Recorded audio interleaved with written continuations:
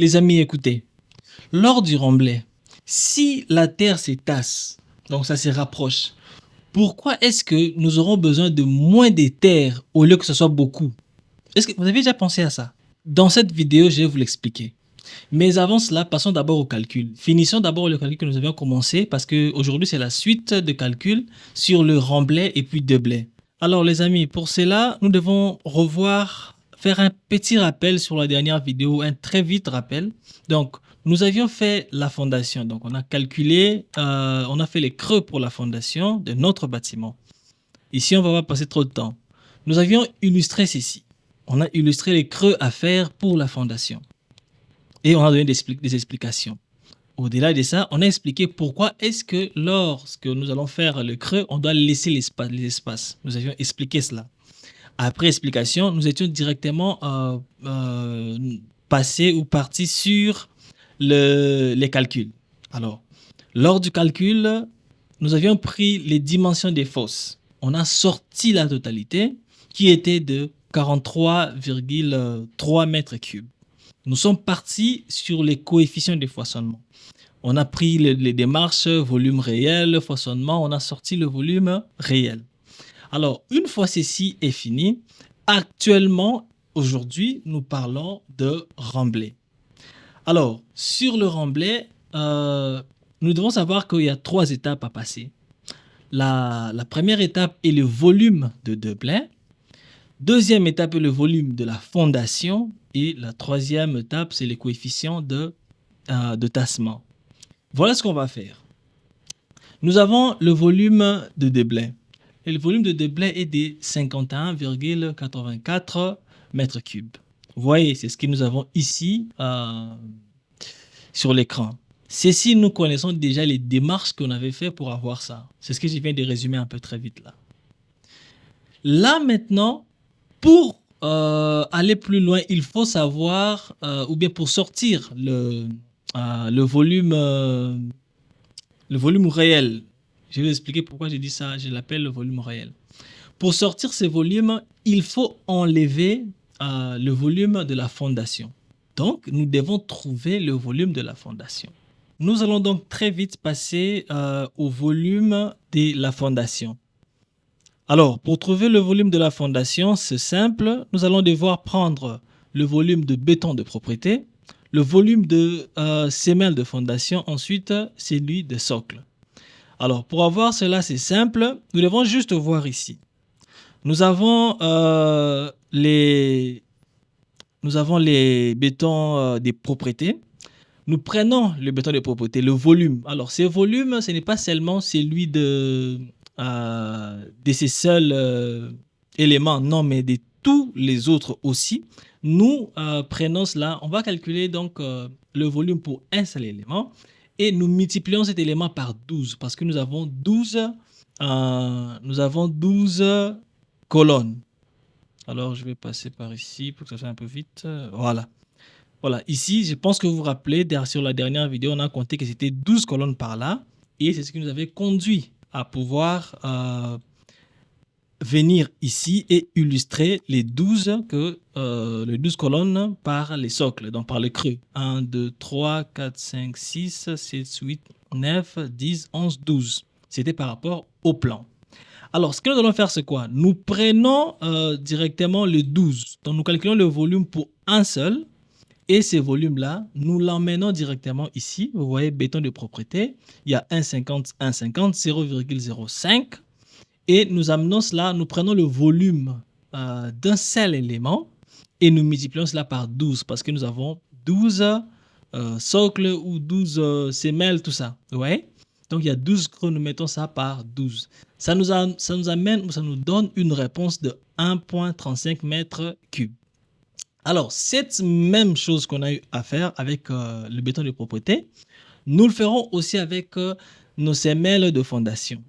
Alors, on prend le volume de semelles de fondation pour une seule semelle de fondation. Ça nous donne 0,432. Nous multiplions cela par 12. Vous savez pourquoi on a multiplié par 12. Et nous avons 5,184 mètres cubes. Alors, sachez que ici, voilà, vous pouvez facilement lire, hein, parce que voilà, Ce sont des mètres, hein. On n'a pas besoin d'aller plus loin. Voilà. Ce sont 2 mètres, 0,05 mètres, voilà. Ben alors, ici, vous savez très bien que c'est centimètres, vous voyez, parce que c'est 0,05 centimètres. Alors, voilà, c'est la même chose que ici. Nous prenons pour le socle aussi. Alors, je dois vite vous montrer le socle pour que ça soit bon. Venons par ici. Voilà. Le socle est là. Vous voyez ces affaires-là? De là, avant d'arriver, une fois nous sommes avant d'arriver sur la longrine là, voilà. Dès que nous sommes sur la longrine, jusqu'à ce que nous arrivons sur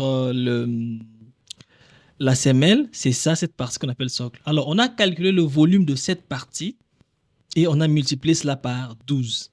C'est ce qui nous a donné la réponse que nous avions eue ici. Voilà.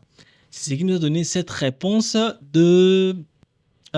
pour un seul élément, c'était 0,05625. On a multiplié par 12, ça nous donne 0,675. Alors, à partir de là, nous avons eu le 3. Nous rassemblons ces trois volumes. Cette fois-ci, pas dans la multiplication, mais dans l'addition. Donc, volume des fondations, c'est 1.35, 5.184 plus 1 justement parce que voilà, c'était 0,6 qu'on a ramené à 1 mètre cube directement. Alors, le total nous a donné 7,53, donc 534 mètres cubes. Vous vous rappelez de ce que j'avais dit que nous devons passer par 3 étapes. Volume de déblai, volume de fondation et puis coefficient de tassement. On a trouvé le volume de déblai que nous connaissions déjà. Nous avons maintenant fini à trouver, nous venons de finir à trouver le volume de la fondation totale. Maintenant, passons au coefficient des tassements. Alors, avant de prendre le coefficient des tassements, j'ai voulu partager avec vous ceci. Le rôle du coefficient de tassement.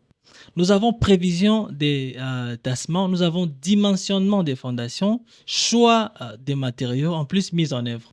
On va aller très vite. Les coefficients des tassements permettent d'estimer la quantité des tassements que l'on peut attendre d'un remblai. Vous voyez là, c'est le coefficient des tassements qui nous aide à faire ça, à savoir déjà à quel niveau on peut s'attendre sur la quantité de tassements. Alors, le même coefficient nous aide à dimensionner les fondations. Voilà, en connaissant tout ça. Mais normalement, ça nous aide à dimensionner des fondations. Aussi, ça nous aide à faire le choix des matériaux. Ensuite, la mise en œuvre. Nous saurons faire donc les techniques de mise en œuvre du remblai, compactage, etc. ont également un impact sur le tassement. Donc, le fait de choisir le coefficient du tassement nous aide à ces 4 choses.